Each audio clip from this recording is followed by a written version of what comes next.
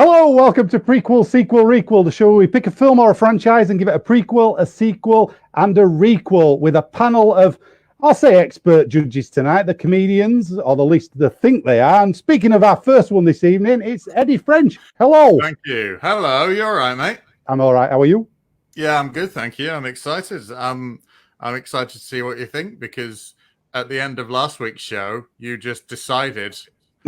You just made a snap decision for us to do one of your favorite films this week. So I did. I'm keen to see how much you regret that decision. I know. I probably will. Judging by the other weeks, I will. But yeah, we'll see how it goes. I'm sure nothing can dissuade my excitement though for John Candy. So I can take anything. I absolutely agree. Absolutely, I think that's a quote from the film. I can take anything. I've been with Del Griffith. Anyway. Speaking of people we could take anything from, I don't know where that's going, that segue. It's our old friend, Natalie Smeaton, our next panel member. Nice to meet you. Hello. Hello, Eddie. How are you doing, mate? I'm good, thanks. Excellent. Hi, Chris. Are you all right? Sorry about your segue there. I didn't know what that meant. Right? I'm just too excited about this one.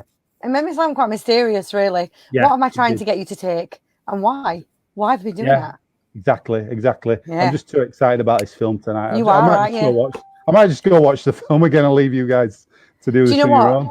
There were genuinely parts when I was watching Steve Martin, thinking, Chris has the same mannerisms. Like, you've watched it so much, I think you're becoming Steve Martin's character. Yeah. The other day, right, we woke up and I was kissing you and you got all weird about it. So I remember that, yeah. I remember that. Yeah. Right, we're one panel member down, so we're gonna bring him in right now. It's none other than Ted Hankey himself. I've just blown his cover. Phil Smith. Dickheads. I meant Ted Hankey's agent. There's people who are going to batter me. Sorry about that. What are you drinking from? It looks like a Rubik's Cube or a... I'll be honest, it seemed like a good idea of cup of choice at the time. It's rock hard to drink that one because it's in the shape of a star. Does it just like fall all over when you try and... Although nobody drinks like that, do they?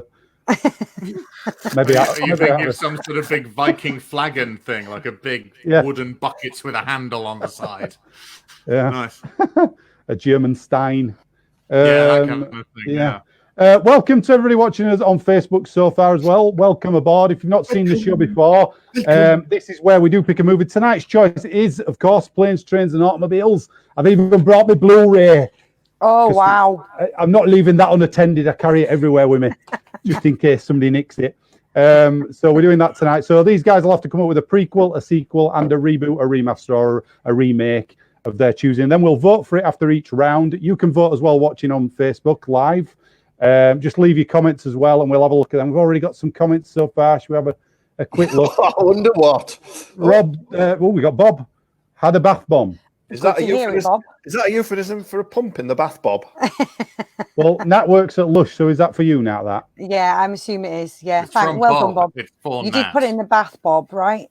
You didn't do anything else with it. Oh, he's got a punchline. It was well Lush. Hello, Bob. Thanks for joining us, as always. Nice to hear from you. Keep it coming. And we've got our old friend already, Roberto Squalacialupi. Has he changed his name from last week? Did it say that? No, it's always been that. Why picture come up, say Mark zebra crossings and picture of chimneys? That is obviously trying. He's had to. It's probably because your account's fake and you've had to justify it. That's why. It's called bad British humour, isn't it? I don't understand. He's on about the what do you call it? The capture thing, in it, where you have to click on the pictures to get in there. I am not a robot. Yeah. Oh, the capture. Yeah. So clearly he's not a bot if we managed to get through there. So I thought he was on about one of your dad's drawings that you hold up. No. I was very disappointed we didn't get one of those today. Yeah. Do you want one? Oh. Well, we had the Blu-ray of PTA. As I'll give you the ultimate one. Oh no. It's the only one that it's the only one. It's the only one Adam that we're down Sandler in his meth days. I love the way it was when Peter Kay had a three-way with those two old men. Hey, remember that, eh? Remember that? Do you see me Hey, we've got our friend here, Tracy, who usually comes to our live shows. Hello, Tracy. Nice to see you. Is he a robot? That's a lovely dog in your picture there with you. It looks very nice. Roberto is a robot. We're trying to work that out. He comes on every week and gives us grief, so we'll work that out. Anyway, let's start with the show. Let's get on with this thing. What I'm going to do, I usually read you the DVD box for this film, and this is how they used to sell it back in the day to you. So it'll give everybody a bit of a refresher course if you haven't seen the movie in a while as well. So here we go. Neil Page is an advertising executive who just wants to fly home to Chicago to spend Thanksgiving with his family.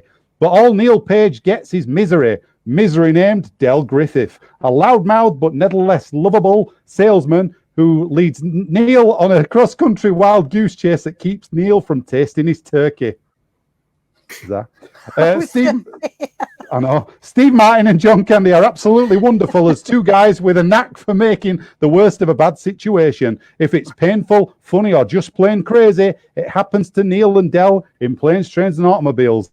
Every traveler's nightmare in a comedy come true. Where's your DVD? Between two pillows. You made that last bit up. I did make that last bit up. Yes. Thank you for noticing. Thank you for noticing. Yeah. Right then. So let's Michael. Welcome to Planes, Trains, and Automobiles. Hi guys. Hello, hi, Tracy. Tracy. You're right. Thank you, Roberto. We'll do this. We'll get through these first few before Robert. Are you a car? Are you a car? Because you're driving me out of my mind. I bet you he's never seen this film.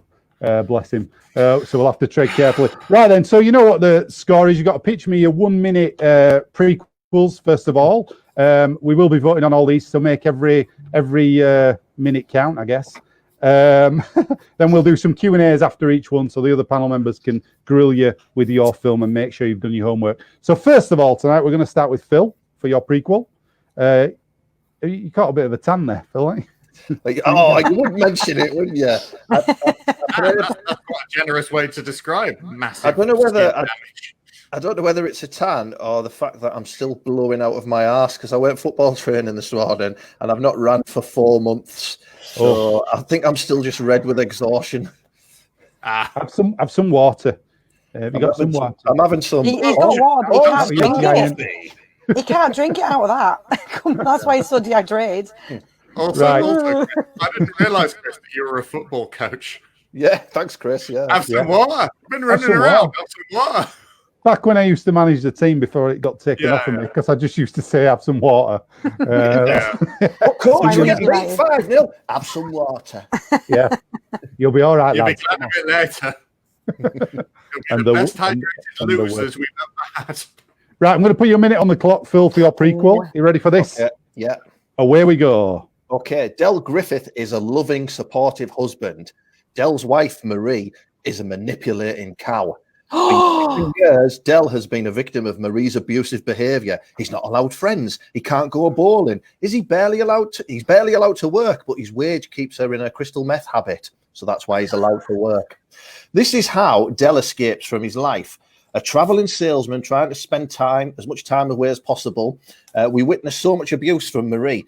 He is basically constantly walking on eggshells and made to do whatever he is told. One sunny afternoon, though, Marie makes Del drive them to the countryside so she can kill animals. She enjoys this. As she fires a shot at an American bald eagle, she slips and falls down a ravine. The ravine is filling with water as the tide comes in. The film ends with Del, help me, throw me a rope, help, and a freeze frame close-up of John Candy's big happy face. Is this how she died? Wow. I am absolutely stunned. I'm stunned. I'm floored. I have that effect. I do. Wow. So you've rewritten the original film there by throwing shade on the past. Wow. I'm double stunned because you're saying she was abusive and he's a murderer. Yeah. Well, he just comes across as a lovable, bumbling fool. But this background, he's been harshly treated. The co-ed killer. Is that what we're getting? We're barely 10 minutes in, and you've already just got yourself cancelled. Well done. There's no decision yet whether he killed her or not. She might have just fell, and he might have saved her. We don't know. Or he might have let her die. Right, let's have some. let's get your questions in then. Come on. Let's so Nat and Okay. Eddie, you can ask him some questions about his plot. See if you can trip him up. He obviously was traveling a lot as a traveling salesman. Did he only ever sell shower curtain hooks, or did he have to sell a few different things? No, he didn't at this time. He didn't sell shower curtain hooks. You'll find out later on in my sequel of how that comes to life. But he used to sell mustache wax. Okay, all right, Yes. bit niche, but okay. Thank you. Traveling mustache wax I salesman. can't believe you take things that I love and you destroy them. Jim Henson's puppet, you Yeah. destroy them. You won't ever let me round your house. Beetlejuice, when she smoked out her neck, you destroy them. Just a Now quick John Candy's the reminder. murderer. Quick reminder on the bottom there. Less than 12 minutes in, and we've got the Bill Hicks puppets banner. Yeah. That's good. Yeah, we're That's shocking and appalling. What's the tone of this film? What tone are you trying to strike? Is it going to be sort of like Requiem for a Dream, or is it still going to have the sort of knockabout caper of the original? I think it's going to have a little bit of a eerie Indiana type of feel to it. Maybe think of the Burbs. Oh, Right. Yes. A bit like that. Love the Burbs. He's trapped in this big house as well, and she doesn't let him out unless he's going to work. Right. You see, what you just did there was you just tricked Chris into liking this idea because you went, remember the Burbs, and Chris went, oh, I love that film. Yes. I'm easily pleased. I mean, when you combine that and this, I mean, what have you got? You got A winner? Perfect. You got a winner, haven't you? Shut up. Shut up, Phil. You Right, manipulative little shit. I think you've had your questions there. I think that was all summed up nicely. Right then, let's move on then. So, Eddie, it's time for your pitch, please, your prequel. Don't forget, if you are watching on Facebook, you can join in later on. We're asking our audience today for a new Alien film title. So you have like Alien Resurrection, so something else, and we'll work with that later on. But for now, we'll stick with this, and we'll get some votes in after these prequels. So, Eddie, I'm going to get you a minute on the clock. Okay. Ready? Away you go. My prequel is called Shoes, Canoes, and Horse-Drawn Buggies. 1621. Pilgrim Nielsen Pageson is several days' travel from his home. The caravan he was due to travel with gave up due to snow and dysentery. He meets a Native American named Assists with Pleasure, who takes him along rivers in canoes that turn over. Capsize. I forgot the word when I was writing it, but capsize. They trek over the wilderness until their moccasins wear out and go on fire. And finally, they acquire a horse-drawn buggy and get back in time for the first ever Thanksgiving. Assists with Pleasure lets Nielsen know that his wife was killed by pilgrims with smallpox blankets, and then he tomahawks everyone there to fuck. Fuck Thanksgiving. Okay. Questions from Thanksgiving, isn't it? You know, that's the vibe. Questions from Nat and Phil there. Yeah. Do you want to go first, Phil? My question is it an actual tomahawk that he uses? Well, yeah. Good, well done. You get too many fake tomahawk stories. You can't be sure already. You've got Did you think I thought it was a choice between hitting him with a tom or a hawk? It could be, yeah, Thomas Hawk. You could have Thomas Hawked him. Has this deep pain? Has this deep pain come from you ordering a tomahawk on eBay and it coming and it's a fake tomahawk? Is that why you're asking? Yes. I went to scalp someone and it just didn't work. Yeah, that's fair. Nice to scalp people. So, was that your, Eddie, was that, oh, I was go say, on. was that your question? I'm just assuming it was. Yeah. Eddie, I felt like there was a bit of an anti-Thanksgiving, like an anti-holiday theme to this film. Will it be anti anything else while you're doing it? Are we going to have like a broad range of anti things? Whitey. Anti-whitey. Yeah. Okay. I think that's going to be the next big trend in cinema that I'm banking on. Fingers crossed. I think it's going to be anti-colonial and anti-empirical. Anti-moccasins? Oddly enough, it will be pro having large meals with your family. Oh, okay. But not waiting until something as arbitrary and stupid as Thanksgiving for it. Okay, fair enough. That's literally my only issue with the film is I wish it was around a less shitty holiday. But, the sentiment. Maybe, like Christmas? Yeah, Christmas would be fine.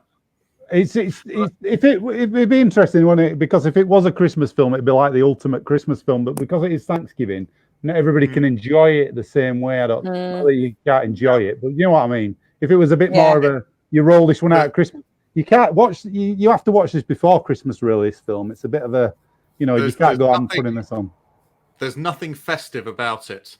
Nowhere is anyone, because there's no, like when they're sat in the diner, for example, and they're like going, we're going to be having our turkey rolls here in 2 days' time. If that was Christmas, there'd be tinsel and stuff hanging up the place. Everything would feel like a sort of drab Christmas, but it could be July with the sun coming in through the window. You don't know what time of year it is at any point. So, whereas Christmas, everything's a bit more decked. Yeah, deck the halls indeed. Roberto's chimed in here with some story about his aunt falling down a cellar. On point as always. I earn money and then I set a restaurant and then I later have food poisoning. I lose our money. Never push down. So thanks for that advice, Roberto. Never push anybody down a cellar. I'm going to stop doing that then. Yeah. God, I had 3 people I were going to push down a cellar this week. I'm glad every two. Are they us? one of them with him. 3 bouts of food poisoning, mate. Well done. Yeah. Thanks for that, Roberto, our independent reporter who's always on the case. He'll be back with the weather later, I'm sure. Hire him. Right then. To answer your question, Natalie, yes, I have put agendas in this film.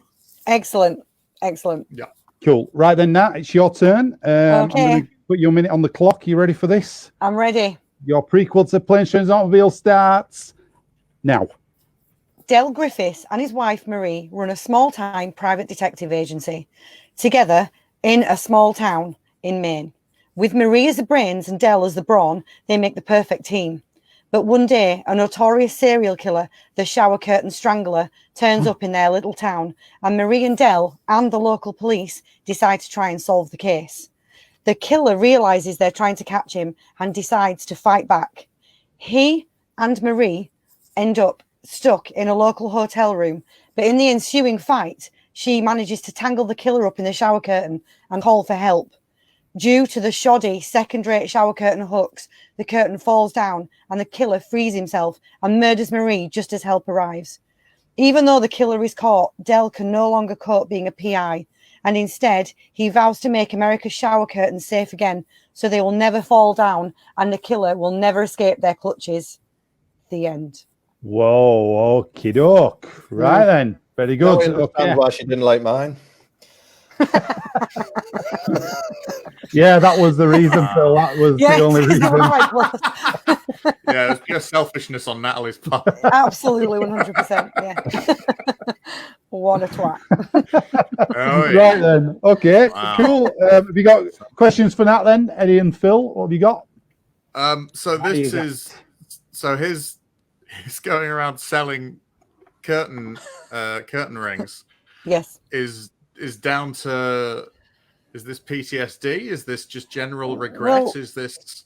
Yes, I think he wishes he'd have been in that hotel room with her, and he wishes that when she tangled him up in the shower curtain, the hooks had been strong enough to keep him there until help had arrived. But shoddy shower curtain work means killers escape, and so it's his mission to make sure no hook anywhere, fitch hook, shower curtain hook, right hook, is ever going to fail again. Nice.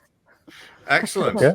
Right. Well, cool. Because he does know everybody as a result of, when he ever asks anyone, he goes, yeah, it's my friend. I sold him his shower curtain rings. He must say that about 5 times throughout the whole film. It's incredible.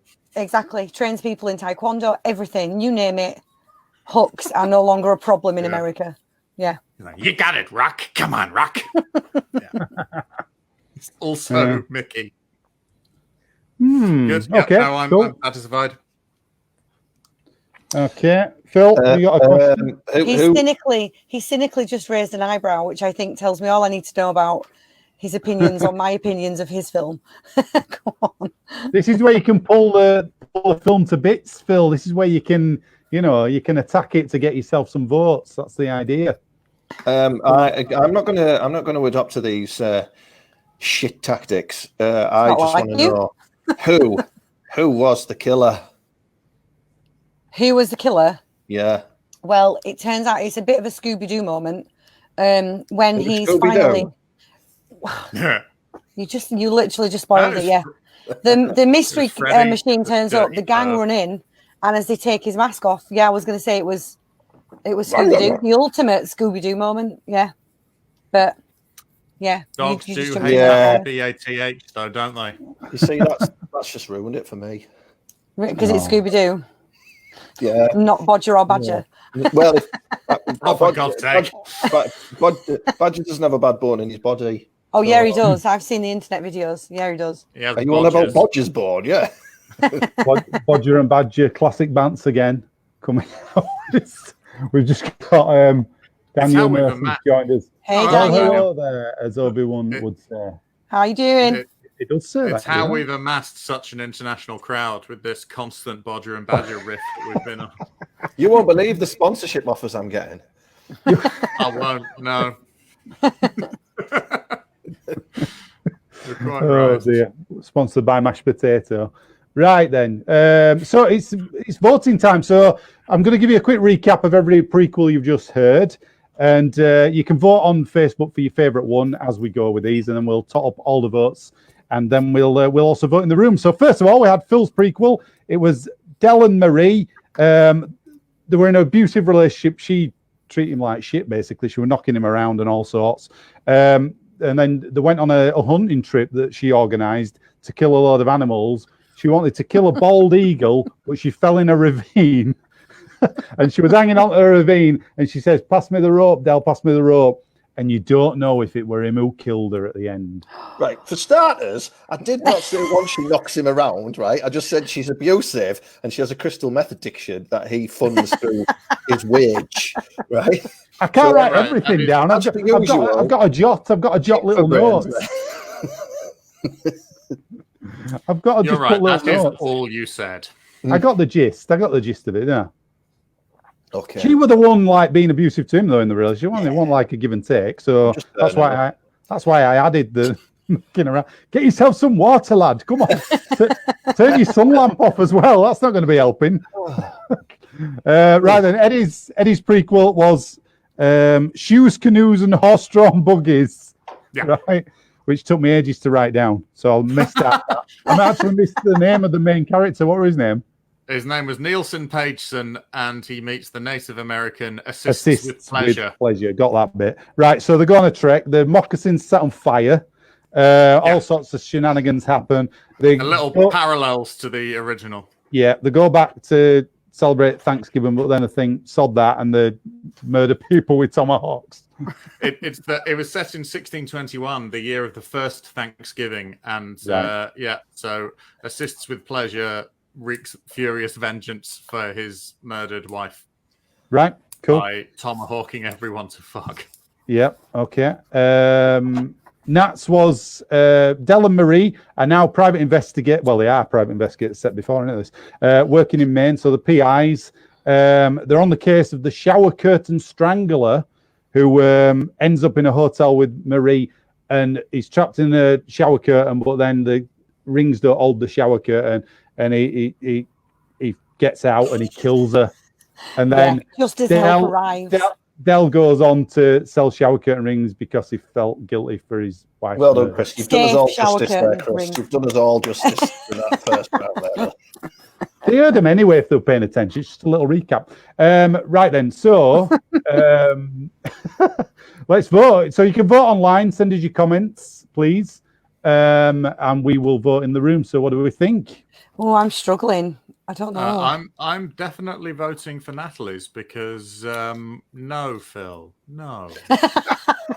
No. I'm gonna vote for Nats as well. I just thought it makes sense. It tied in with the shower curtain. I liked it.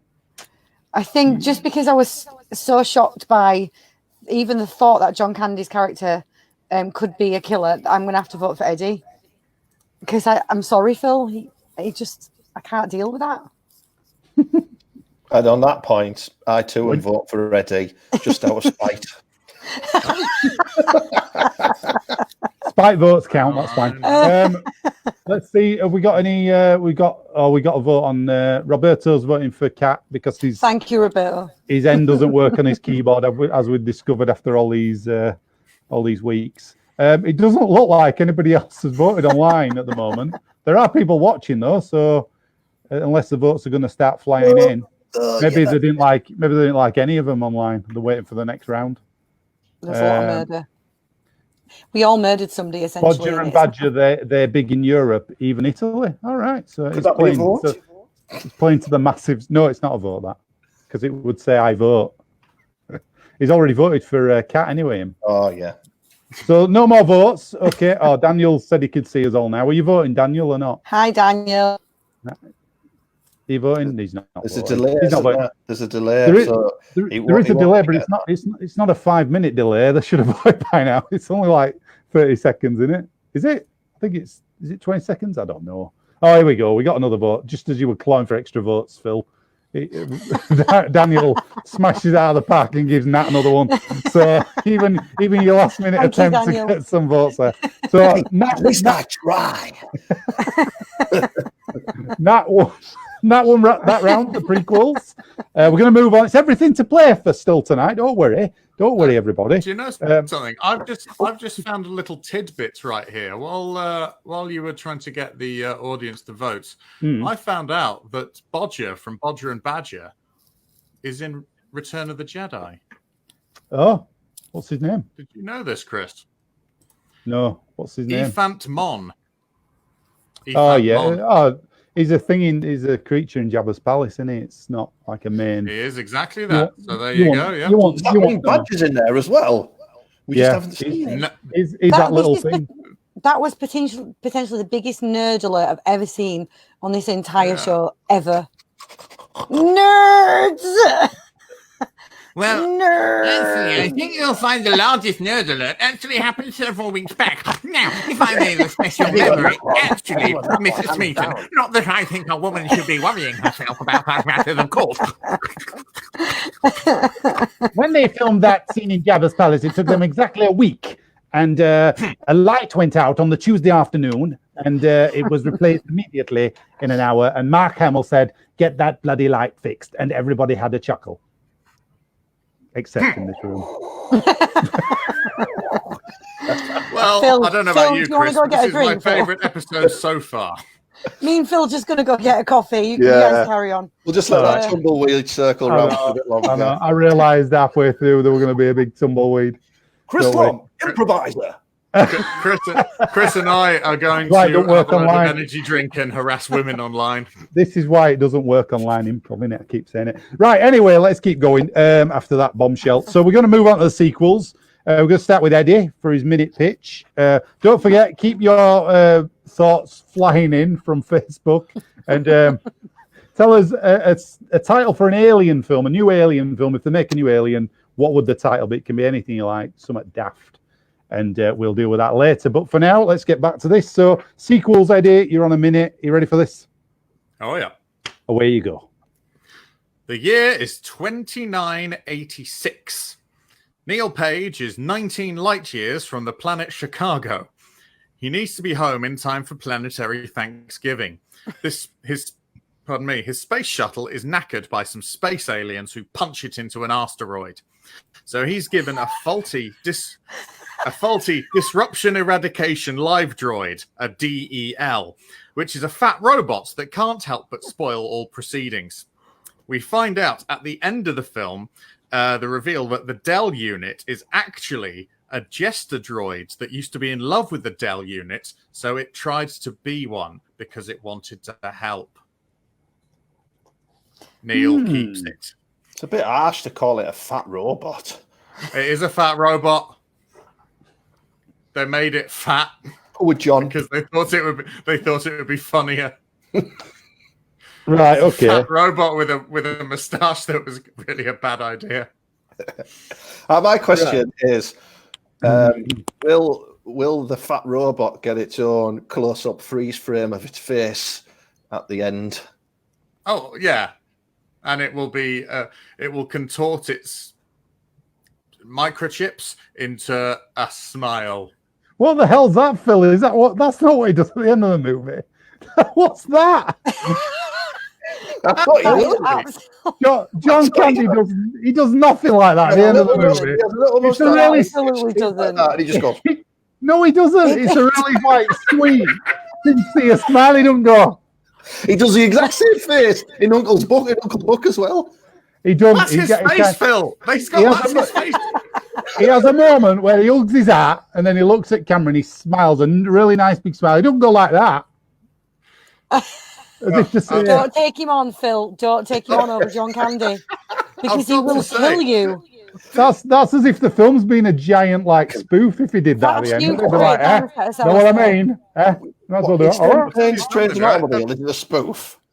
Chris, No, you'll it's not. probably know this, drama. but I did read that originally they thought that at the ending they were going to have Neil get home and then discover that Del had just jumped in a taxi and followed him. But they thought that would be just a bit too creepy and not make us have any sympathy for Del's character, which is why they made him go back and get him off of the. I also read that they were going to have Tom Hanks and John Travolta in the roles as well. Yeah, that's true. That's true. Honestly, but Tom Hanks was filming big and couldn't do it, and John Travolta was classed as big screen poison back then, so they wouldn't take him on. No. Read it up, guys. Come on, Lum. You should know this, mother liquor. Am I the only person who thought there was something very sexually charged between Neil's wife and Del? She walks downstairs and she goes, "Mr. Griffith," and he goes, I honestly wondered who you were going to pick. Eyebrows like that, hasn't she, as well? Yeah. I don't know, but there's just this. There seems to be something really charged about when they speak Well, to one I another. assume. I mean, how often is he away from home as well? I was trying to work that out because she says, he rings. She's very suspicious of him as well because when he rings her up and he says, "I'm stuck here," she goes, "What's going on?" As if to say, like, "What are you up to now?" Yeah. So how often did he go home? You know, how often were he back? And there's so many questions about it. This might not have been the first person he brought home. Yeah, did he have to always bring home a large, lonely man to prove he wasn't fucking behind her back? You're obsessed with his weight, Eddie. Fitting him, it's droids. Yeah. Yeah. No, that's what killed the poor bugger. Being a robot. Right, I do have a question. He's a robot. He died of being a robot. Questions for Eddie. Here we go. Come on, Phil. Yeah. I have a question and I have a statement. The statement is, Eddie, did you realise you said asteroid instead of asteroid? Yeah. Because that was my favourite part of the entire pitch. Yeah, I said asteroid, yeah. I want to know which aliens punch them into this asteroid. Like, is it going to be a sci-fi crossover with a different movie? So we have aliens from a different movie in. Like, who are the aliens? What are they called? There's Marvin the Martian. He's on loan from Warner Brothers. I think that'll be fun. I think Zig and Zag. Could Whiplock from Earth Girls Are Easy be in it? Jesus, absolutely. That was a deep cut, Phil. Dragging the depth there, Phil. And I think that little thing in the was it Flight of the Navigator? No, the that tiny weird thing. Oh, the little. Oh, I've got it written down here somewhere. The little chap that lives in his backpack. Hang on. I've got it somewhere. Flight of the Navigator, or was it Lost Starflight? No, Flight of the Navigator. Yeah. What's Flight of the Navigator? Everybody's It's a boomerang. It's a Flight of the boomerang. Navigator. Yeah, one of those punches his space shuttle into an asteroid. So the tiny boomerang punches it. We've got a Flight of the Navigator fan in, Gaz. Compliance. We've got that episode. You should go watch it. It's good. It might be better than this one. It might just be referring to your hosting, Chris, and how you're not really compliant with jotting down the correct pictures. It's so that cheeky. stung. That stung. God. Fucking hell. That got me right in my fat heart. This stings, I'm telling you. Don't big take root down- Phil there. Just because you were silly in the sun, You can't take it out on us. Silly in the Sun. and today on Channel 4, we've got Silly in the Sun. Look at these dickheads who are in Silly in the Sun. Oh, yeah. There's Patricia Arquette. Why I'm glad she Patricia does some Arquette? work. I reckon Well. she'd be quite sensible in the Sun, Patricia Arquette, actually. Do you think?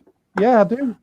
If you Very spend any nice. time in watched- Hollywood, you've got to know about your factors. I watched an actor Q&A thing, and she seemed like she was in control, and she would take the Sun seriously and not mess about. You were going to So- say. Oh my God, Phil! I Honestly can't thought believe you were just going to say. Nicolas she's Sunshine very Christine sensible. Brackett. She is very sensible. I'm going to call her. Calm down a bit, you know. She was a bit wild in her heyday. Anyway, it's not about that. Right, What- okay, we've got 10 minutes to show left. Let's crack on. let's keep going. Have you asked your questions to Eddie? You have done, Yes. haven't you? Excellent. Keep those alien titles flying in if you're watching on Facebook. We've got 2 so far, which is 2 more than last week's suggestion. I Yeah. can't remember what it was now. Back to Mundo. We were Mission Impossible last week, and we got none, so we finished the show early. That's fine. Right, we're going to move on to Nats now. This is your sequel, Okay. Nats, Planes, Trains, and Automobiles. Are you ready? I'm going to put a minute on the clock. Yes. Go. Del, fed up of life on the road, and Neil, fed up of travelling to meetings, decide to go into business together, selling women's fashion jewellery and makeup, as Del's success at selling the shower curtain rings as earrings while they were stuck on the road was phenomenal. They call it Marie's Magic, and one day whilst they are pitching their earrings to a big fashion magazine, they are approached and recruited by the FBI, as the magazine is a front for a shady criminal enterprise who wants to take over the diet frozen yogurt industry and use it as a front to supply drugs across America. Thrown together in a buddy cop movie scenario, Del and Neil, while getting into many amusing scrapes, solve the crime, bust the smuggling ring wide open, and become heroes. There you go. Cool. My, Okay. my. Nice. Okay. I just felt like their talents were needed potentially as buddy cop. Like a buddy cop movie would have been very funny with those two. So So you're all right. Well, that oddly enough ties in with Phil's, where he went from a private investigation background, and now he's law enforcement. No, that I was Nats. private investigation. Yeah, Oh, it was. Oh, yeah. Sorry. So it ties but in. they're just I trying to love- sell their jewelry, but Right. But FBI gets just when he involved. Yeah. think he's out, they pull him back in. They pull him back in. Yeah, Can I make a suggestion? no. No, You're you allowed a ask question. statement or think statement about or a that one. question. I didn't know I'd get that answer. Shit. Give it like Hang this. on. Do you think it would be better if? I'm going to make a Okay. suggestion.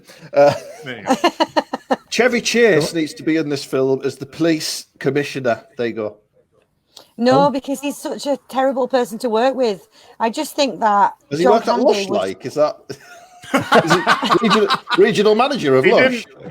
Yeah, he didn't hug anyone. He was such a jerk. Yeah, You he just was tell like, people I'm to keeping all the shut up. bonuses. I think You just that tell he would people it should drive John back on Candy the to an earlier heart attack than he actually has. That's what I'd worry about. Like, we already don't have him for very long, so I wouldn't want to put him Yeah. in Chevy Chase's way just in case he ends up with a stress-induced aneurysm. Like, Okay, all right. Yeah. Chris, did they ever work together? They did. They worked together in a film called, what's it called? A Dan Aykroyd directed film. Not Nothing But Trouble. Nothing but Something else. trouble. Ah, It's not that. No, it's not that. It's something else like that. I think. Nothing But Trouble is a Julia Roberts film. It's not called that. It's called something else. I'll find it. I'll figure that out as we go. I'm But having a yeah, look. fair enough. only film they worked together in, really, I think. Yeah. I'm just racking the old I was brain. just wondering if Nat's claim held any water, or whether he could have managed another. Was it? film with It might have Chevy been Chase. called. I think it was called Nothing But Nothing Trouble. but trouble? Yeah. Nothing Yeah, but Nothing But trouble. Trouble. Dan Aykroyd was in it as the big fat guy with the nose. Dan Aykroyd directed it. Chevy Chase, He Demi did. Moore. And Demi Moore was in it. Yeah. Yeah, Demi Moore. Yeah. Well, I can we Love Trouble. I Love Trouble was the one with Julia Roberts. I'm thinking. So Yes. they were right in the Nothing but Can we yeah. trouble, just, and also, and it had. We just got it had a Gaz hip- has just out to that here, both in the Ghostbusters song. Very true. Very true. It He had pops a up hip as hop. one of those things. I think Tupac was in it as well. Nothing but trouble. Can we just have a quick shout out for the very quick Kevin Bacon cameo at the beginning of the film? Yeah. That took me by surprise. Which And Mike apparently, McKean as well. apparently the Kevin Bacon one ties into another John Hughes film. I think it's called She's Having a Baby as well. She's having a baby. Yeah. So there you go. Lots of good stuff. Yeah. Michael McKean as well. Excellent. Cool. Right. Let's move on. Oh, well, what questions? Nobody's asked questions yet, have they? Yeah. Phil just made a suggestion, which I hated. Yeah, it wasn't a question. So you'll have to ask a question, Phil, now for that. Who else will be in this groundbreaking sequel? Any other famous people? I'm glad you used groundbreaking because it is obviously groundbreaking. I think that we need Dwayne "The Rock" Johnson potentially to be the FBI man who also works alongside them, because then it will be a hilarious and amusing comedy caper. You've lost me now. Everyone loves The Rock, mate. It's The Rock in it.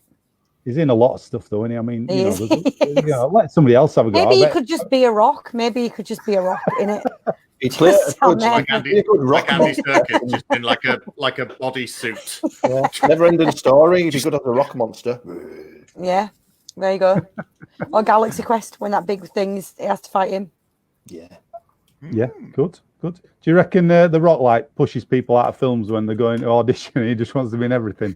And Serkis, what if they were really horrible in real life, and Serkis, somebody starts putting suit on, they've got the big first role in one at green screen, and he just walks in and goes, "What do you think you're doing? This is my patch, bitch." Yeah. Oh, look who's turned up, the Cirkmeister. Yeah. Where's your ping pong balls? Starts pulling them off. Oh no! Oh, what a shame! Oh dear! Oh no! Anyway, Eddie, have you got a question for Nat? Yeah, can I be in it? Oh my God, yeah. Okay, cool. No more questions. Okay, brilliant. Yeah, we'll set up another Uh-huh. audition. Yeah. Okay. Thank you. We got a couple of That's things. how you do it, Baze. Kevin Hart be his partner again? Why not? Yeah, get him in. Well, yeah, we could have. Kevin Comfortably. Hart is wherever the Rock is, isn't he? We all know this. I think he lives within the Rock's many folds. Do you know what I mean? Some people are talking about lobsters. Bob's put lobsters on the beach. Did somebody mention lobsters? Me, I think. And then lobsters skimming in the pan. Are these alien suggestions? Are these alien suggestions? No, No, these are just these are just true. Well, that was my sequel. Well, let's find out what your sequel is, because we're going to go on to it now. Are you ready for this? Yes. Okay, your minute starts now. Okay, so it picks up immediately after Planes, Trains, and Automobile at the freeze frame. Oh. And unknown to the Page family, Del Griffith, kindly invited into their home for Thanksgiving, is a crazed serial killer. Now invited into their home, he pulls out a semi-automatic Uzi from his trunk. Del Griffith is a wanted man. He is the curtain rail killer who makes and sells curtain rings from the bones of his victims. Ooh. That's right. Those fashionable, make-you-look 18, 19-year-old earrings he sold to those young girls in the main film were actually carved from the pelvis of a pensioner. How will the Page family escape? Will Del meet his well-deserved peril? Whose big face will fill the end on with a freeze frame?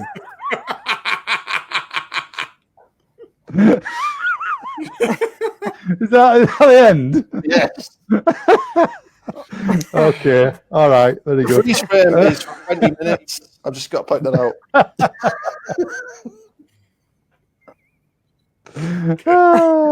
They should do a recut of the film and just have that face on the end with all the credits, shouldn't they? Permanently there. Just no animals were harmed in the making of this film, just going up over him. Yeah. Right. Okay. Right. Let's have a look at this then. So, questions for Phil there, Eddie and Nat. What have you got for him? What? Which other body parts would he make jewellery out of?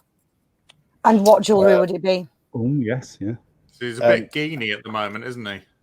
He once made a charming bracelet from a piece of shin. And it's hard to work shin as well. That's yeah, but he's a talented craftsman. He is. Yeah, what he does. Yeah. And he once took the cartilage from a knee and created a rather nice brooch. Well, Okay, so no yeah, soft and fleshy parts are used. No, Just no, bones. they perish very easily. Shame. Okay, So, thank you. Yeah.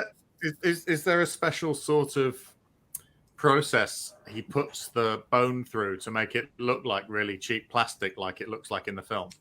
Yeah, he takes them to Claire's accessories. Well, and they do it for him. They have an Yeah. understanding. Yeah. Oh, okay, fine. Yeah, I'll buy that. Yep. He's the manager of Claire's Accessories. The CEO. which he's changed into Marie's accessories. Oh, very good. Okay. I think that's the questions done. It's time to vote. So I'm going to give you a quick recap on those sequels you just heard, and then we'll do the voting. So you can vote on Facebook. We'll read them on here. We will get them through, so we can have a look at those. So first of all, we had Eddie's sequel, which was set in 2986, about Neil Page heading back to the planet Chicago. His ship gets attacked by asteroids, and he gets knackered. Asteroids. Steroid-induced arses. Yeah. Yeah. We've all been there. There's a Dell unit on board, which is a droid that used to be a jester, and it's a fake Dell unit. It wants to be a Dell unit, but it's not quite one because a Dell unit repairs ships.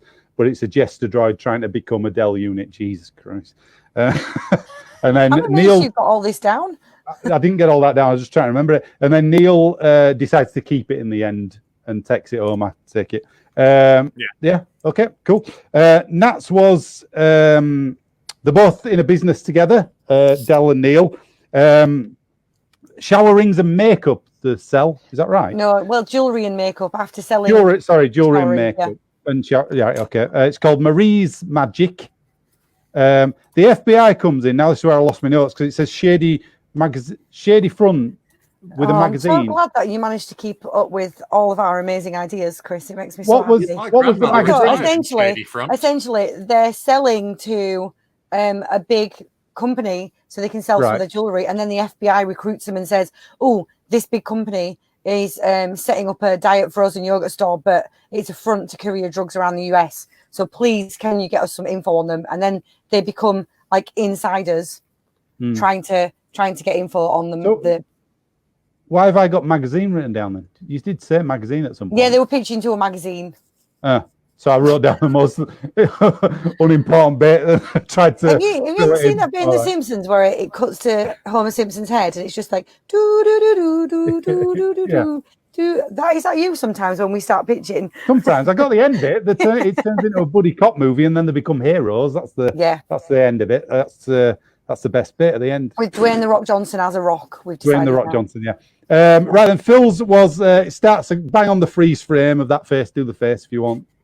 We find out different face you've done, Phil. We find out Dell's a serial killer because everything was pointing that way clearly in the movie. Curtain rail killer he was called in this one, and you find out he's been turning all the bones of his victims into shower curtain rings and rail poles as well. You said, is that right? Yeah. I thought you did say that. No, and then it ends with a giant freeze frame on a face. We don't know whose face it was, but that's how it ends. Right, okay. So let's... Maybe it could be the dead face of Neil. Do Neil's dead face, Phil. Shit. I mean, he's renowned for his face work, Phil, so these are spot on. Right then, so let's get voting. Let's vote. You can vote on Facebook, and we'll read them in a minute. But while you do that, let's have a thinking here. What do you want, guys? Who do you vote for? I'm going to vote for Nat because come on, Phil. No. Eddie just does this every week. No, I've done it this week because you've been dirty boy naughty with John Candy now. You're the one complimenting his weight all the time. I wrote about a fat robot. If that isn't charming, I don't know what is. Right, let's keep voting. I'm going to vote for Eddie's because I like the idea of the robot sidekick. I do like that.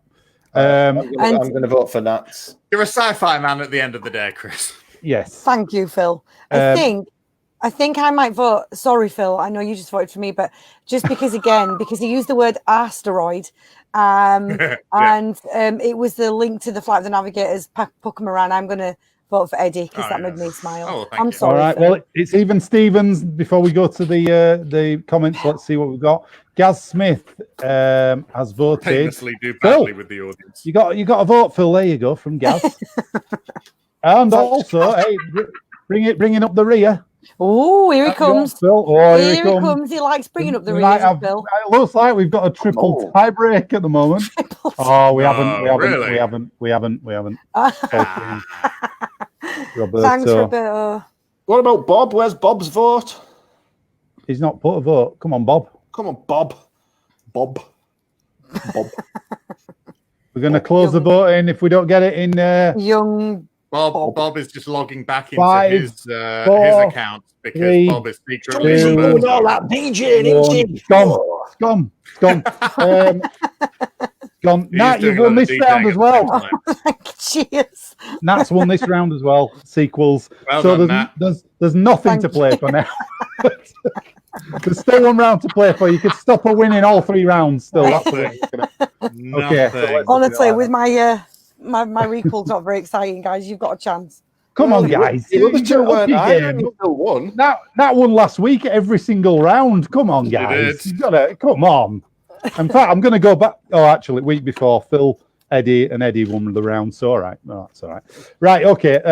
It's time for the requels then. So, reboots, remakes, whatever you decide to do with these. It's an open playing field.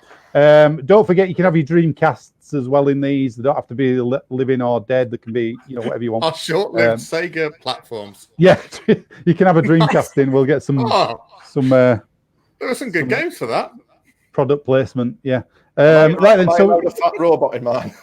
If you want, yeah, everybody can have a fat robot. That's in that J.J. Abrams company called Fat Robot. Bad robot. Yeah. Jesus. Right then, Nat, see your requel first. You're going to get a minute. Give a tumbleweed, you. Put them back in your Wild West town. Right, Nat, are you ready for this? A minute on the clock? I won't need a minute. This is a quick one. You say that every week when we get to this section. I won't need a minute. All right, here we go now. Okay, so I 100% adore this movie, and I wouldn't want to change a single thing about it. The cast are brilliant. I think it's fantastic. In fact, just to give a little tear for Chris, the only thing I would change is that John Candy was still around making amazing movies. But I did read when I was researching the movie that they actually had hours and hours of footage between John Candy. 4 hour cut in the Paramount Vault. Sorry, I'm cutting in your pitch. So that's exactly what I read about. So I want to re-release a longer director's cut with some of those scenes that we didn't see before between John Candy and Steve Martin, to really flesh it out and let us have a little bit of a look at how they were improvising it, how they bounced off each other. That's all I would do in my requel. Amazing. Cool. Okay, cool. I didn't even write that down because I know exactly where you're coming from. Right, there is a little bit of something for you. There's a deleted scene on the Blu-ray. One deleted scene where they're on the airplane and he's eating his food and this guy throws his hair back over the seat and it goes in his dinner. There's that bit. And then if you watch the original trailer for this movie, there's a load of stuff they cut out in it. A load of stuff. Didn't know that. So watch that after this and you'll see. But yeah, I want to see that 4 hour cut. I would go to the Paramount Vault and sit there for 12 months. For 4 hours. Yeah. Just going through it all. Do it. If you're watching Paramount. Yeah. Let me into your vault, you scumbags. Probably not the best way to go about it. At least one curtain. Let me into your vault. They're not going to let me in, are they now? I call them scumbags. Just release it. You maybe. Look at the 4 hour version. What are you playing it? I bet it's got loads of Christmas stuff in it, that version. I bet it went on and anyway. No, I'd like to see Thanksgiving completely. Yeah, I'd like to see it. I'd like to see that. Questions? That. Yeah, sure. Questions for Nat's version there? Can you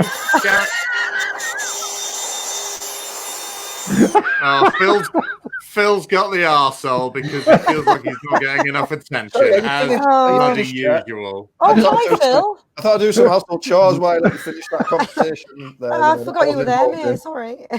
Don't forget, Phil, you can join in these conversations whenever you want. When there's dust that needs busting, that's a priority. You're true. It's true. Right then, questions for Nat there, please. Eddie and Phil.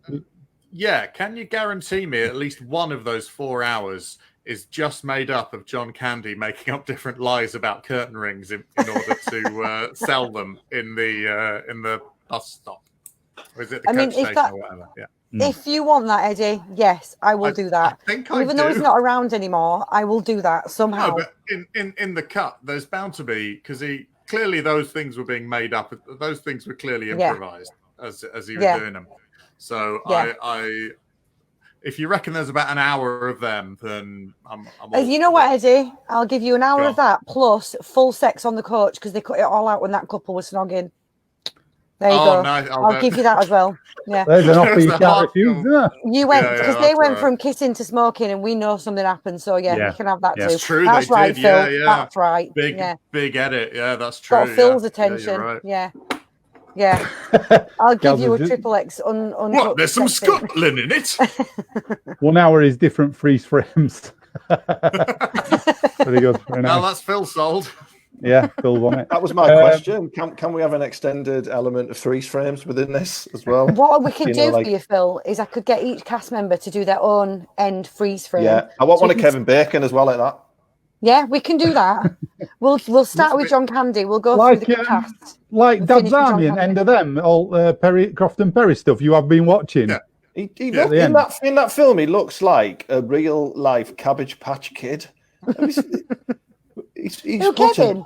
What's an ugly man? And I say the words fat robot and I'm insensitive. I can't believe you just called Kevin Bacon an ugly man. Oh, come on. Now, come on. I'm coming on now, I am. I bet he's careful in the sun, Phil. I bet he's not silly in it. I bet he gets a big tan pointy nose. Right, okay. All right, let's move on then. Now we've exhausted all that. I'm just exhausted. Exhausted it all. 4 hour cut, though, we got that. Right, Phil, it's time for your requel. You ready for this? I think so. Away you go.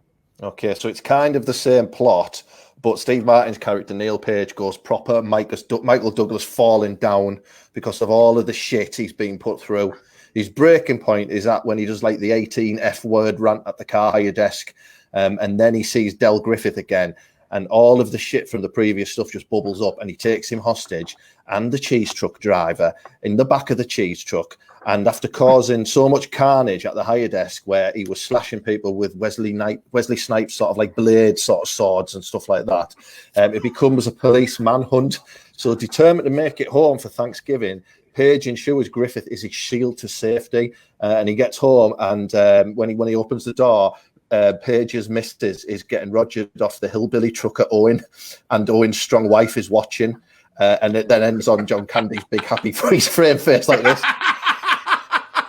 Phil, what is wrong with you? Are you all right? Do we need to have a chat, Phil? Because I had a total different, one, but I just thought I'd write a few extra bits there just to wind you up. I think that we need to sit down. Owen and his strong wife. Strong one. She is strong. She is very strong. He keeps doing that as well. When he's Roger, he keeps going. Like in the, you shout, good fella. Yep. Brilliant. Love it. Don't worry about my wife. She's strong. Slavering backy all over Mrs. Page's back. Yeah, all over her lovely big eyebrows. Okay. Where's the red? She's just existing around. Oh, Natalie, you've got so much to learn. She an owl? What's happening?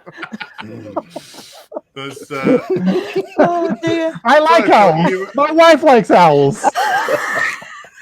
I like owls. You say what you want about me, but not my owl sanctuary. I will Oh, point God. out, Phil, that you slightly stumbled over your words, and because you just said cheese, when you were trying to say Wesley Snipes, it sounded like you're going to slush her up with Wensleydale. if you can use the cheese, if he can use the sharpened cheese as a weapon, then if you can guarantee me that, then it's certainly warmed me to the idea. I like There's how a you. level of Frozen. absurdity. I liked how you Yeah, gave Wesley Snipes his own sword brand as well. He's a pain, yeah. It's got it all. Yeah. It's got it all. This reboot. Got it all. It's got it all. Right then.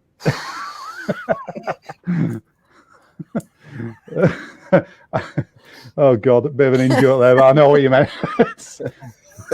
We won't divulge that one on here. Right. Questions then for Phil. Have you got any questions? That was mine. Was I it? want to know what the end death toll is, and are there any notable deaths? Like, I mean, obviously we know that the car rental lady, who is iconic now, is probably going to get Wesley Sniped or Wensleydale, depending on which version you go with. So, any more death tolls? Like, who else goes? He cuts her throat wide open. Yeah. And then everybody else in the queue behind him as well, they all get decapitated as well. And then he just randomly stops off places on the way, like, hey, I'm gonna go get a hot dog, and just kills people while they're still trapped in the back of the cheese truck. And then when he gets home, you think he's going to kill Owen and Owen's strong wife, but you don't know, do you, because of the freeze frame? Okay. You don't know. No, you're right. There's a theme there. Okay. All right. I'm satisfied. Pure mystery. So that's the questions. Let's go to Eddie's recall now. You ready for this? Mm-hmm. Minute on the clock, starting now. Similar to Nat, and apparently very unsimilar to Phil. I like this film very, very much, and the only thing I would change is I would do it so that Neil was less of just an outright prick from the start, because I think the idea is you're supposed to go, oh, I get it. Neil's had a really bad day, and now this guy's come along. Oh, and then there's the whole Odd Couple thing. But the fact is, he's been whining since the get-go. His mate goes, just go home at 8. You'll be home by 10. Well, it's fine. And, he wouldn't do because of the snow and stuff. But, like his flight, it says on the ticket, it's 45 minutes long. 45 minutes long, right? He's there going, oh no, I can't be in first class for 45 minutes. Fucking grow up, you prick. So the cab ride, that's fun and exciting. There's a mad bloke. He's put pictures of lasses with their knockers out on the wall for you. Just enjoy it. Maybe if you just calm down a bit, you wouldn't have upset the nice man. So yeah, that's my version. So it's just less whining all round. Yeah, just maybe you honky ass cracker. Maybe you just want to cool out your jets. I kind of wanted more from the taxi guy. I wanted him to be more sinister as well. Do you mean Doobie? Yeah. You were called Doobie. I love that name. Yeah. He was called Doobie, yeah. Doobie. Anyway, I also wanted the film to be Dirty Rotten Scoundrels and not Planes, Trains and Automobiles. It's a good film. You did good want film. that. Oh, here's one for you. Do you know Dirty Rotten Scoundrels is based on another film called Bedtime Story with David Niven and what's his name? Marlon Brando. I think it's Marlon Brando. Oh, cool. Did not. So it's actually a remake, so it probably wouldn't qualify for this show in a way. Ooh. Sorry about that. It's exactly the same film as well. It's pretty similar, apart from there's 100% more gags in the Steve Martin, Michael Caine Rubbish. version. That's rubbish, Chris. Rubbish. But it's the same story, exactly. Not a lot of people. Maltese Falcon remake, the famous one. It's a remake. They made it before, and originally, the man who was due to play Sam Spade lined up. They auditioned, and they in the end decided to go with Humphrey Bogart. The guy they decided not to go with was Ronald Reagan, who went on to be an awful president of the United States. But not the most awful. No, there's been worse. Let's not get political. It's not political, this show. Can I just ask, is Dirty Rotten Scoundrels Is Michael Caine in Dirty Rotten Yes. Scandal? Yeah. He is. How very have we much. talked about this movie several times this evening, and not one of you has tried to do a Michael Caine impression? We are. Because We- he's doing his posh voice in Dirty Rotten Scoundrels. He doesn't sound Cockney. Okay. It's much fun. I'm just astounded that not one of you's tried it at any point. We've only just talked about it. We talked about it before the show, but not. We've only just talked about it now. So we'd have cracked a few canes out by now. This is my brother Rupert. No, that. Michael Caine. Michael Caine. Yeah, that's my brother Rupert. No, not people know that. Oh, the bloody door's falling off again. Anyway, has anybody got any questions for Eddie's film? Wait, hang on. Do I? The answer is yes. Michael Caine will be in it as well. Okay, right, yeah. Well, it was Get a on the question I bloody didn't know I bus. needed to About ask. to get put the doors off. Yeah, it's good. Yeah. Okay, if Michael's there, then I'm in. Yeah. Cool. No questions from me. No questions, right? No. Okay. No, none. Cracky. Right then, it's time for the final vote of the evening. Then get your votes down on Facebook, and we'll read them off of here when they come up. Let's vote in the room though. Who's voting for what? I've got it. I'm sorry, you know mine. 4-hour cut, 100%. No messing. Although Same, I did mate. like the Same, falling 4-hour down cut. idea. I like the falling down idea. I must say, going nuts and killing Piss off. everybody else. But I'm really worried about you, Phil. I'm 4-hour just really cut. worried about you. What? Because I like action film. And it's the violence. I think the third degree burns have potentially caused you some brain damage. Burns away your goodness. Gonna need I've never had goodness, Eddie. Gonna Fair need enough. a nice pack or something after this. What's somebody voting for? Well, I'm going to vote for Eddie because he's fundamentally not changing the film. He's just making Neil a bit nicer. As much as I love you, Phil, I can't imagine it becoming this awful murder fest I just want to falling put down. on record tonight that I haven't received one vote from these three shits tonight. So thank you for watching, and for those who Someone's voted at home, thank you. Fair enough. We haven't finished yet. Hang on, it's keeping. Who are you voting for? We've only had Nat's and my vote, haven't we, so far? No, everybody's voted, haven't they? What? No, Eddie's not voted and you've not voted. Eddie will just go Phil. No. No, I voted for Nat because yes. There you 4 go. hour. Yeah. So you voting for Phil? Well, if I had to vote for one of them, Well, you do. And you kind of do. I'll let you It's vote not for general yourself if election. you Your want vote is tonight. ultimately You're allowed a golden vote from now on. You can vote once for yourself. well, yeah, I'm going In to the use it show. tonight. It's like Britain's Got Talent. imagine if every contestant on Britain's Got Talent got a golden buzzer for themselves. And I'd like to put myself through. Thanks. Yeah. Right. Let's have a look then. We've got votes in. Gaz Smith has voted for Nat. Well Thank done, you, Nat. Gaz. There you go. Yeah, fucking, where's Bob? Bob's popped back up. Bob's back. Where was Bob in the Hey, Bob. Thank you, Bob. I bet you wish you hadn't popped back up now. Oh, we've got Ted Hankey. There you go. Who's that? We don't know. He hasn't got a vote. He's not on here. That don't count. Fortunately, he voted for somebody who doesn't exist, as we were told earlier. Well, we got. I don't think there's any more votes. Doobie is also the taxi driver in The Shadow. Mind blown. I can Wow. see 2 more votes, Chris. Oh yeah, sorry. Daniel's vote was that not from earlier? I'm going to check the time on that. No, it was at 9:07 No, and we're now at that's fine. 9:09. So, That's fine. I can read. Roberto, vote for Phil. Oh, Oh, it's very true. It's very Oh, true. as I know they everyone do can get get together their before each show and swap notes. I didn't want to invest. Roberto, it's all lies. We do not get together before each They show. do. They do. Eddie and I just share a special connection.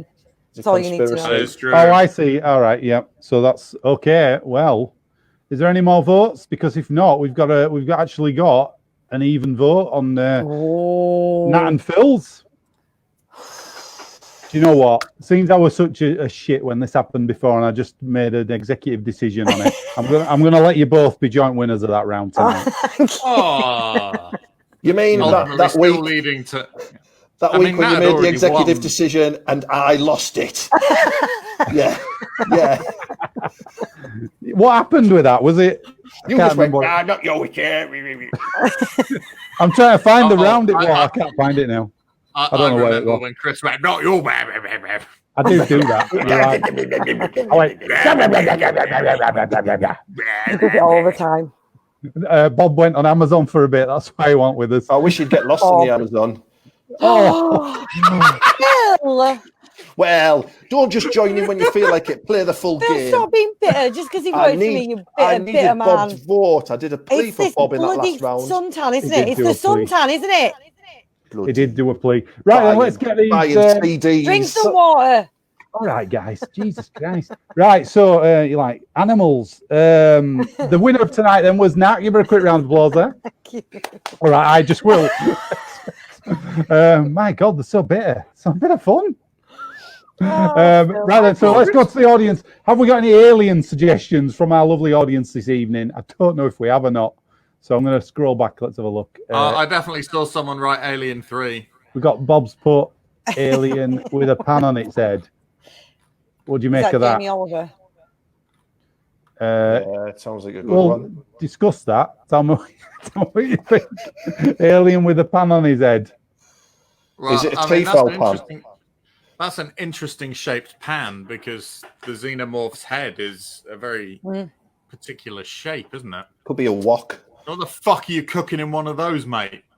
Oh, dear. That's twice tonight. Necessary. Eddie's dropped the F-bomb. I haven't used I it know. once. I know. Yeah, I didn't even put a disclaimer at the start. There is one on the thing. That's not like you, Phil. Either. Adult show. Because when I do it, it's deeply sensual. I've not got any more alien ones there. It's hang true on. that. Oh, That's hang on, we true got that. couple of them are here we coming go. through. We got a few. Alien, just the saw- golden shower hook. I just saw Golden Shower and assumed it was some sort of porn remake, but there's a hook on the end, so we're fine. It could Unless be. it's still a porn. They've got the right equipment, and they for a bit of a yeah, bit of that, bit of all that, bit of the old. Whiff, whiff. That's a callback to last week's show if you didn't watch it, which you probably didn't because we had 3 viewers. So. Bit of the old Mr. Schnuffleupagus. Yeah, a bit of the old golden shower. So yeah, you could make a porn alien. Why not? Made worse. Wow. It must have been Just- done. It must have been done. There'll be like a Galen Alien. versus Pred hurt her or something. Maybe. Did you just say Some- Galian? Yeah. Because the Alien. most important thing about a pornographic parody is getting the pun in the name, isn't it? Alien it's getting res- the knob in the panny. That's what it is. But it's getting the pun in the name is what's going to, really make it stand out. Again, no, that's just blood flow in it. Anyway, it doesn't matter. It's not important. Alien res erection. You can have that, can't you? Nice. Yeah. Why was I scrabbling around? For when there was- Yeah, I know. Much quicker and easier than what you just said. yeah. Usually, I'm a fool to myself, Chris. I'm a fool to myself. We've got Roberto's chipped in with. Oh, hang on. I've just clicked on wrong woman. Gas, Britain's and prison colony ships. Okay. Nice. So, alien stuff. so there's the xenomorph who wants to get home in time for Thanksgiving, and then a big fat xenomorph keeps on going, "Hey, let's go this way." Alien mafia. So You get a predator's head in your bed when you've been naughty. I can see that happening, actually. Yeah. Yeah, probably That'd be cool. Yeah. Be better than half of other stuff. Alien versus Joe Dolce. Is that the man Dolce. from? What's the matter, you? Hey, Man from Del Monte. What are you going to say? The man from Del Monte. Yeah. Alien No, you always versus the man said yeah, from Del doesn't Monte. No, Joe Dolce's. Yeah. Shut up, your face. Alien His versus wall. Is that Trump's wall? Are we getting political again? Oh, it yeah, could no. be, yeah. Keep the politics off here. We don't want politics. Don't be bringing the Alien versus Wall. We don't want any politics. This is alien as opposed to person of a different nationality. I mean, Daniel's Roberto. Sorry, has got. Come on, Alien. Come on, Alien, like the Alien. song, like Eileen. Come on, Eileen. Yeah. Like Eileen. I Come on, assume. Alien. He might pronounce Eileen like alien. Pardon? Oh, What did you say, Phil? Would the alien sing it? Come on, Eileen. Well, it would be Come On Ellen, wouldn't it? Because you got Ellen Come on, Ripley. Ellen. Come You on, would, Ellen. Yeah, Get in the big yellow thing. He's getting silly now, Chris. He's getting silly. I think there already is an Alien 6. The rate that we're churning them out, isn't there already one? I don't know. According to my quadrilogy, there's 4 of them. I mean, I think I think we're done there. We've got one last one there, obviously, which is goes along with the wall one. Maybe he's a house designer at this point. Alien versus IKEA, just have the whole thing in one that can run riot in IKEA and kill all staff. Do you think just before Roberto decides to type anything out, he just stands up and spins on the spot for about 15 seconds and then sits down to write it? Possibly, I don't know. We'll never know because we don't know who he is, do we? Maybe one time we will find out. I don't know. Not sure. Right, we've come to the end of the still putting comments. I'll have a quick look, but I won't. It's the end now, Chris. It's done. It's done. We're not doing it anymore. We're not doing it anymore. You cut it off for the votes earlier. So Phil is getting grouchy. He's getting upset. Look, he's going redder with anger. Oh no, sorry. It's just his suntan. I keep mistaking that for anger. He's a pussycat, really. But you have looked livid throughout the entire show. Yeah. You just need to calm down next week. Absolutely fuming. Here next week. Phil won't be here next week, will you, Phil? Oh. They'll have a special guest panel member to be confirmed because we haven't asked anybody yet, but we'll ask somebody in. So that'll be nice. Hello, it's Roberto. Welcome. We will be back next week at 8 o'clock for more content. Next week, we're going to do Super Mario Brothers, the Bob Hoskins cinematic masterpiece. Oh, decided now we're going to do it. I'm not here. So if you've not seen that in a while, because it's very Italian. Yes, so hopefully we'll have lots of Italian. Maybe you can invite Roberto on to take my place, dressed as Luigi. Maybe he already dresses like that on a normal day, so we won't bother. Right then, if he's wearing Italian national dress. Let's wrap this up. It's going on way too long. Yeah. Okay, right. That's the end of the show. Thank you so much for watching on Facebook. We really appreciate you coming in and giving us your time on a Sunday night, having a bit of fun on here with us for an hour and a bit. Thank you for all your comments. We'll see you again next week. Quick plugs, Phil. Have you got anything this week? Just a podcast on Wednesday, Ted Hankey Facebook page. It's a rather special episode this week, so do tune in. Oh, very nice, lovely. Nat, have you got anything? Other than Wednesday night, but I'm sure Eddie's going to talk about that. No. Yeah, Eddie, tell us about Wednesday night.